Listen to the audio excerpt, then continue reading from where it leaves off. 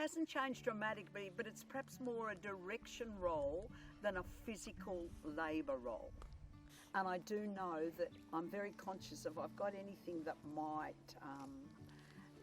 cause problems, or how long am I going to be off for? And then that then affects me thinking, well, take greater care so you're not away from the farm. If we're going to use a vet and continue with our embryos, we had to have a good crush. So we bought the best crush we could afford. Then we gradually built the panels and the work in there and the undercover crush, knowing that we could shut the shed doors so it was totally enclosed and very pleasant environment for anybody that came to work, and a very safe, and what was even more important, a very safe environment. We put a new bridge in with Melbourne Water. It cost us close to 90,000, but I'll show you, quite have to show you the bridge. It is made such a difference and increased the safety tremendously.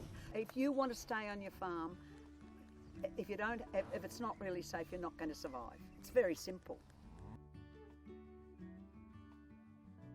My daughter and son aren't that interested. My daughter perhaps a little bit, my son not at all. But I've got a grandson on my daughter's side, Ryan, who's currently in the army learning a trade, but he's very keen to come back onto the farm. He'd love to come and farm. He's very good with machinery, and he's fairly good over the years. He's fairly gentle with cattle. So I would really love him to come back and run the farm. I'd hate to have to sell it. So I'm just keen to put provisions in place that he could come back and initially co-run it with me and then eventually just take it over.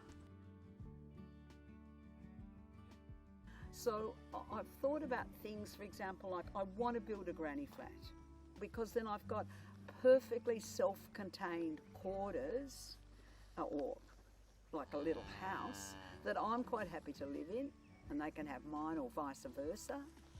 So it makes it much easier to start bringing the family down for periods of time and getting them customised and used to it.